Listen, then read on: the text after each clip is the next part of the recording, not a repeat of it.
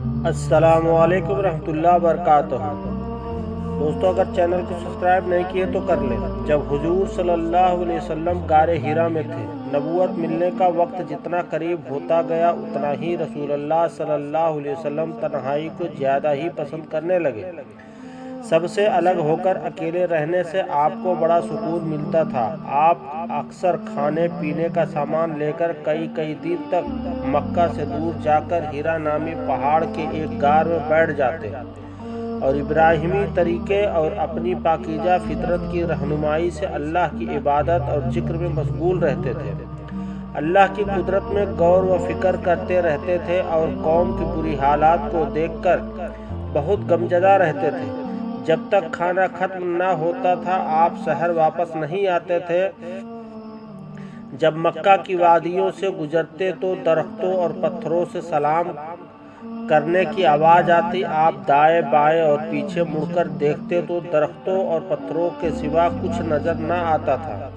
اسی زمانے میں آپ صلی اللہ علیہ وسلم کو ایسے خواب نظر آنے لگے کہ رات میں جو کچھ دیکھتے وہی دن میں ظاہر ہوتا تھا۔ یہی سلسلہ چلتا رہا کہ نبوت کی گھڑی آ پہنچی اور اللہ تعالیٰ نے آپ کو نبوت عطا فرمائی۔ جب دعوت و تبلیغ کا حکم ہوا، نبوت ملنے کے بعد بھی حضور صلی اللہ علیہ وسلم بدستور غار حرا جایا کرتے تھے۔ شروع میں سورہ علق کی ابتدائی 5 آیتیں نازل ہوئی، پھر کئی دنوں تک کوئی وحی نازل نہیں ہوئی۔ اس کو فترۃ الوحی کہا جاتا کا زمانہ کہتے ہیں۔ ایک روز آپ غار حرا سے تشریف لا رہے تھے کہ ایک آواز آئی۔ آپ نے چاروں طرف گھوم کر دیکھا مگر کوئی نظر نہیں آیا۔ جب نگاہ اوپر اٹھائی تو دیکھا کہ زمین و آسمان کے درمیان حضرت جبریل علیہ السلام ایک تخت پر بیٹھے ہوئے ہیں۔ حضرت جبریل علیہ السلام کو اس حالات میں دیکھ کر آپ پر خوف طاری ہو گیا اور گھر آ کر چادر اوڑھ کر لیٹ گئے۔ آپ کی یہ ادا اللہ تبارک و تعالیٰ کو پسند آئی اور سورہ مدثر کی ابتدائی آیتیں نازل فرمائی۔ اے کپڑے میں لپٹنے والے، کھڑے ہو جائے اور لوگوں کو ڈرائیے اور اپنے پروردگار کی بڑائی بیان کیجیے اور اپنے کپڑوں کو پاک صاف رکھیے اور ہر قسم کی ناپاکی سے دور رہیے۔ اس طرح آپ کو دعوت و تبلیغ کا حکم بھی دیا گیا، چونکہ پوری دنیا صدیوں سے شرک و بت پرستی میں مبتلا تھی اور کھلم کھلا دعوت دینا مشکل تھا۔ اس لیے شروع میں پوشیدہ طور پر آپ نے اسلام کی دعوت دینا شروع کی۔ آپ کی دعوت سے عورتوں میں سب سے پہلے آپ کی زوجہ محترمہ حضرت خدیجہ رضی اللہ عنہ نے، مردوں میں حضرت ابو بکر صدیق رضی اللہ عنہ اور بچوں میں حضرت علی رضی اللہ عنہ نے اسلام قبول کیا۔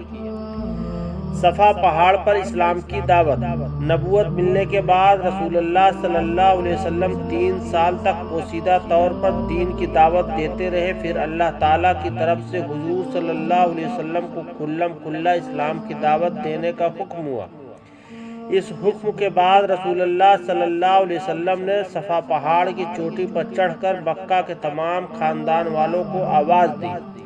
جب سب لوگ جمع ہو گئے تو آپ نے فرمایا، اے لوگو، اگر میں تم سے یہ کہوں کہ اس پہاڑ کے پیچھے ایک لشکر آ رہا ہے جو عنقریب تم پر حملہ کرنے والا ہے، تو کیا تم اس بات کا یقین کرو گے؟ سب ایک زبان ہو کر بولے، کیوں نہیں، آپ تو صادق اور امین ہیں۔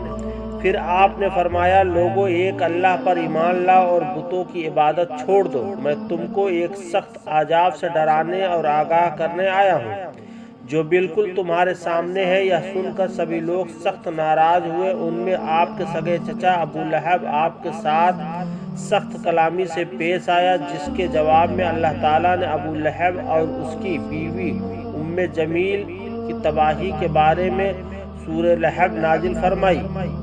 دوستو، اگر ہماری ویڈیو پسند آئے تو برائے مہربانی ویڈیو کو شیئر ضرور کریں۔ شکریہ۔